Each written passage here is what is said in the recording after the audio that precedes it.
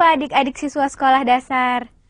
Kali ini kakak akan mengajak kalian untuk mempelajari sesuatu yang menyebabkan kita dapat mendengar.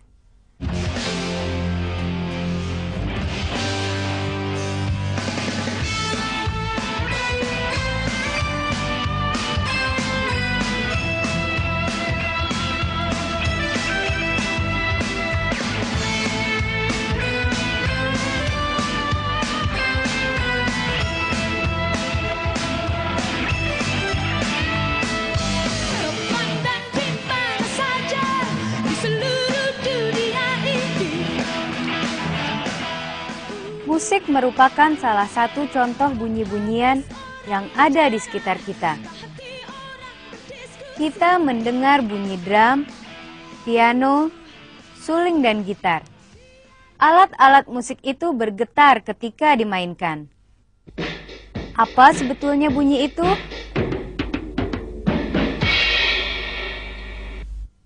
Taburkan potongan-potongan kertas pada membran drum dan pukullah. Kertas akan berloncatan ketika drum dipukul. Hal ini menandakan membran drum bergetar. Getaran membran drum menggerakkan potongan kertas tadi.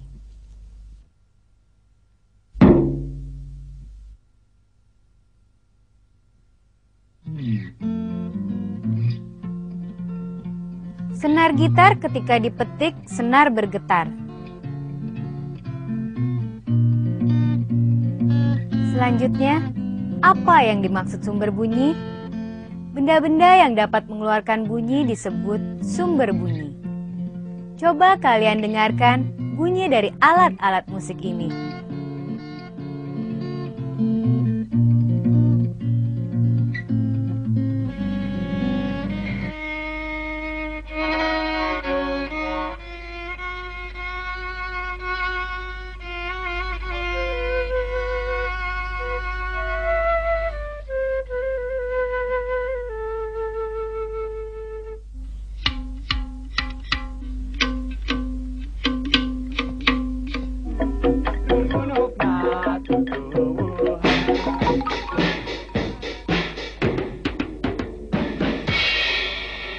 Itu semua disebut sumber bunyi.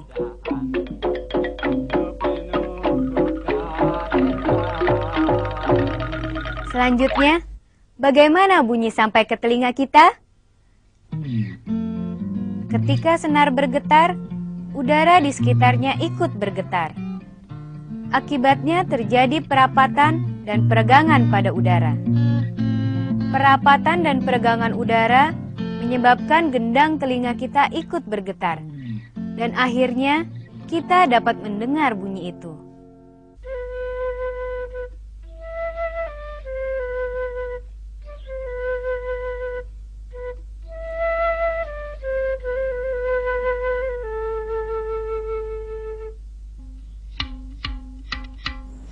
Adik-adik, sekarang bagaimana bunyi dapat merambat? Perhatikan ya.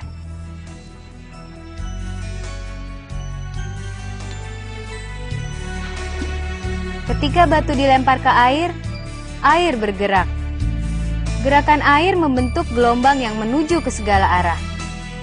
Perapatan dan peregangan udara dapat diumpamakan seperti gelombang air.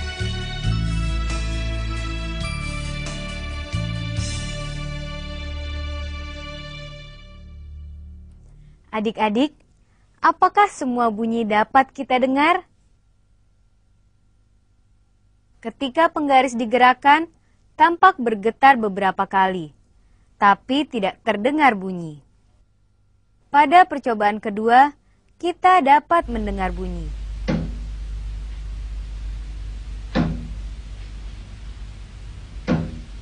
Mengapa demikian?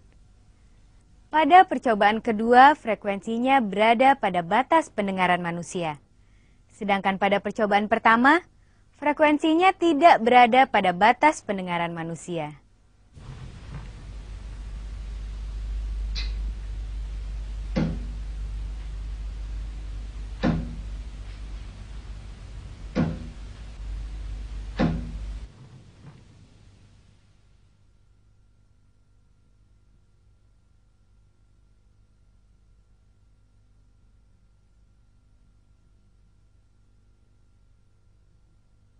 Dari percobaan tadi dapat disimpulkan bahwa tidak semua bunyi dapat didengar oleh manusia.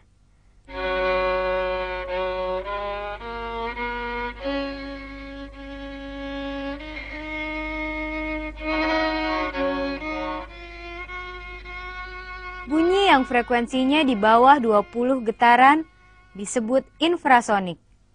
Dan bunyi yang frekuensinya di atas 20.000 getaran tiap detik disebut ultrasonik. Ada hewan tertentu yang dapat menangkap suara infrasonik, misalnya anjing dan kelelawar.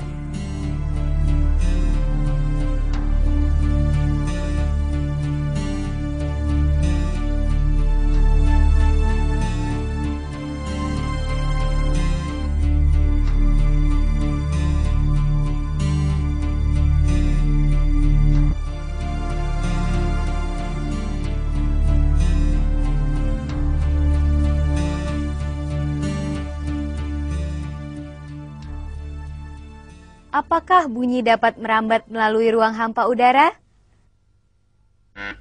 Getaran yang dihasilkan suatu sumber bunyi menyebabkan perapatan dan perenggangan lapisan udara, sehingga terjadi gelombang longitudinal yang merambat melalui udara sampai ke telinga kita. Selama di dalam sungkup masih ada udara, bunyi bel tetap terdengar. Tetapi bagaimana kalau udara di dalam sungkup dikeluarkan?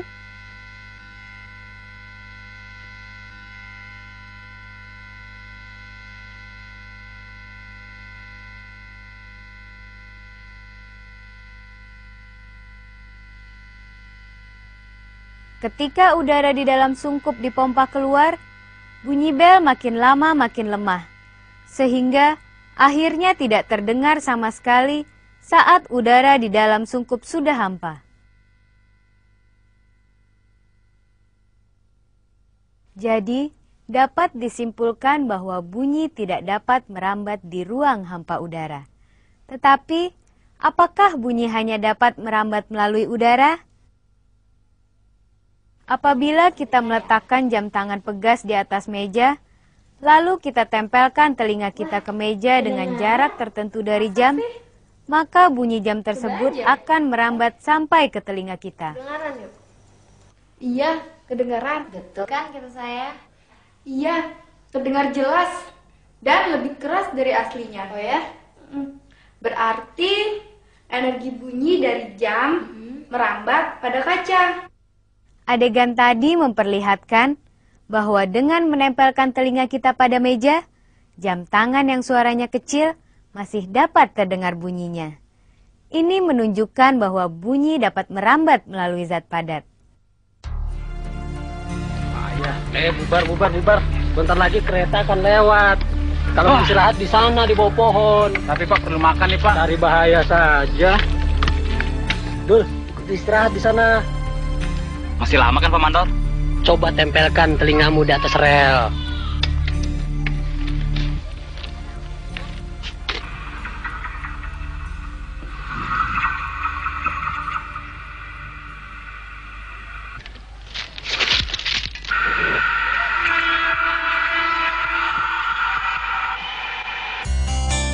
Adik-adik siswa, apakah bunyi dapat merambat melalui benda cair?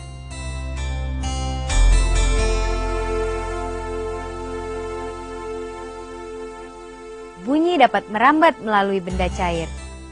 Jadi, sekarang kalian sudah mengetahui bahwa bunyi dapat merambat melalui benda gas, padat, dan cair.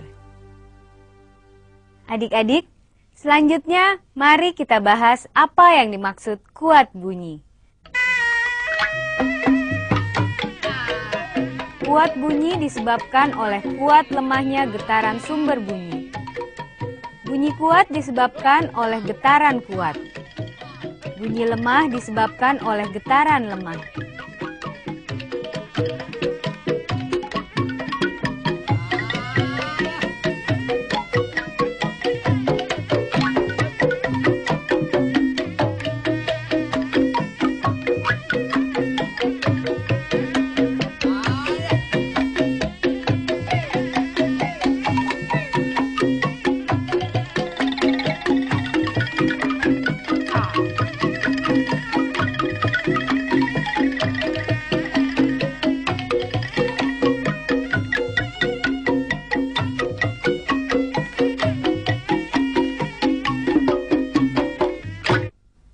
tayangan tadi dapat disimpulkan, ada bunyi rendah dan ada bunyi yang tinggi.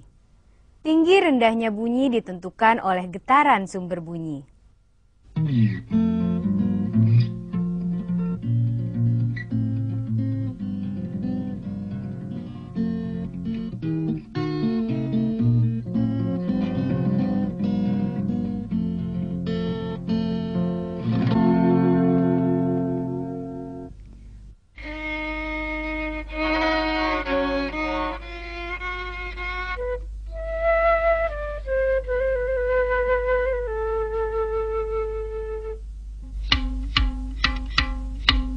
Masih ada peristiwa bunyi yang lain, yaitu resonansi. Sebuah garpu tala A digetarkan, dan garpu tala B yang frekuensinya sama didekatkan. Garpu tala A dihentikan dengan cara menyentuh ujungnya. Maka akan terdengar garpu tala B masih berbunyi meskipun lebih lemah. Resonansi terjadi pada garpu tala B setelah beberapa saat garpu tala A dipukul.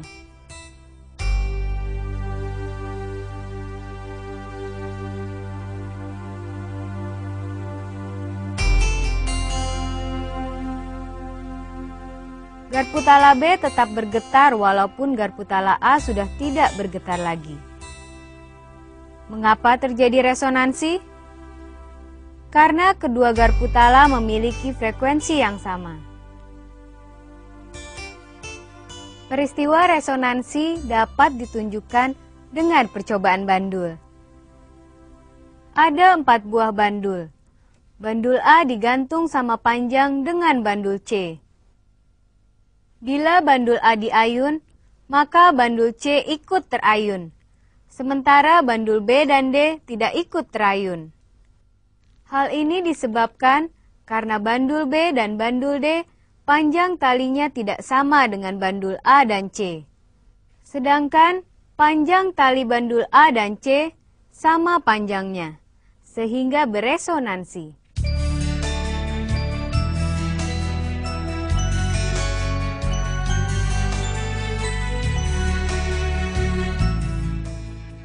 Sifat bunyi yang lain adalah bila bunyi membentur permukaan benda padat atau benda cair, bunyi tersebut dipantulkan.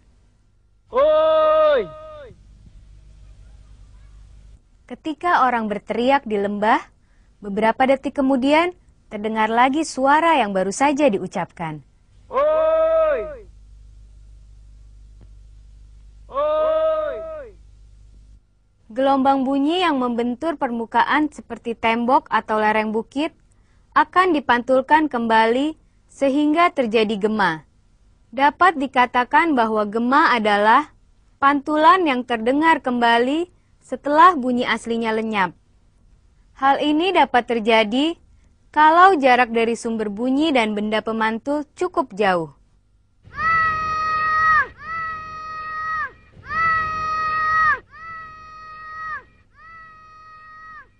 Sedangkan gaung adalah pemantulan bunyi yang terdengar kembali hampir bersamaan dengan bunyi aslinya. Hal ini terjadi kalau jarak sumber bunyi dan benda pemantulnya dekat.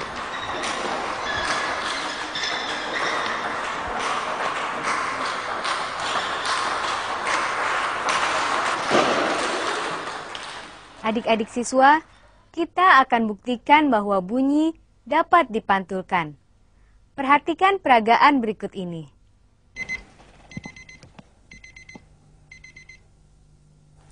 Coba kamu dengar melalui pipa itu. Tak terdengar tuh. Nah, sekarang kita pasang kaca supaya gelombang suaranya memantul.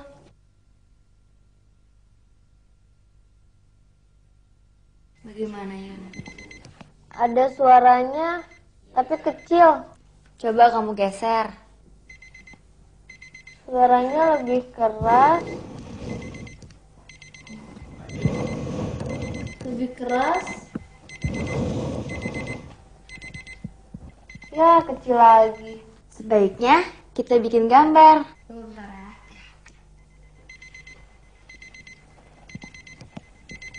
Mas, sini.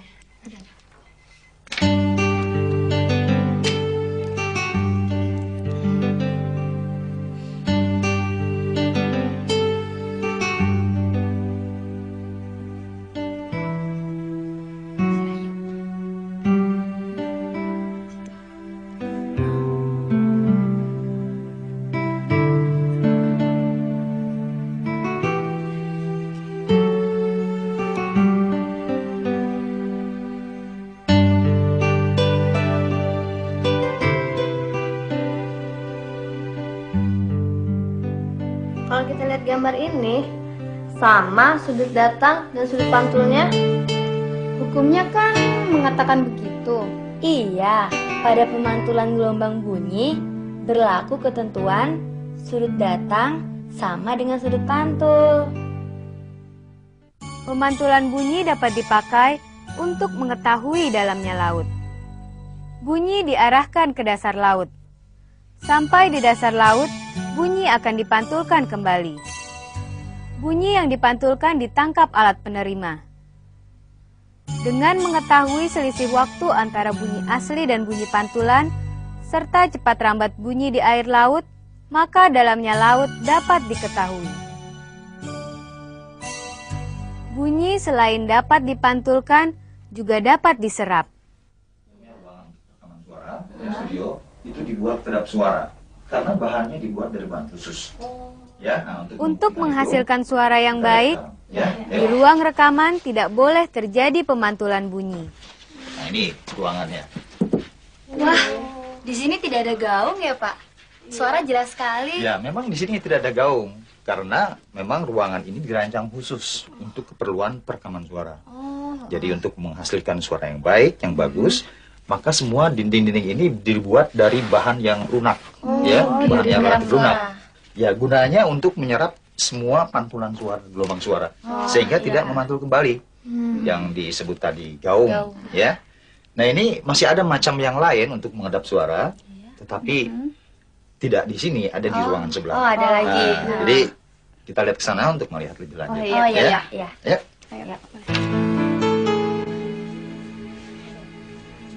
Bahan akustik yaitu bahan yang dapat meredam bunyi sehingga tidak terjadi pemantulan bunyi seperti gema atau gaung.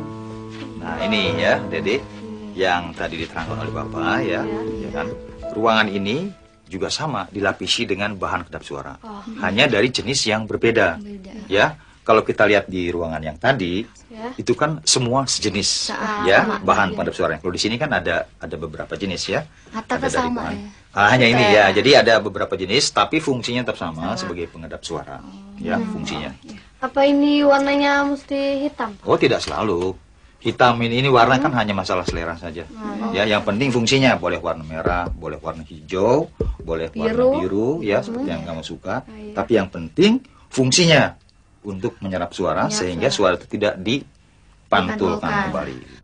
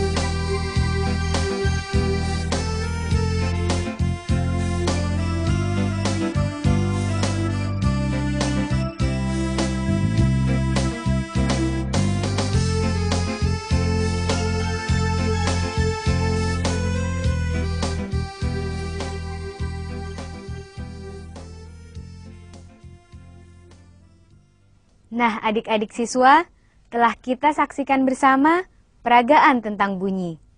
Mudah-mudahan pengetahuan kalian akan bertambah. Sampai di sini dulu perjumpaan kita kali ini. Selamat belajar.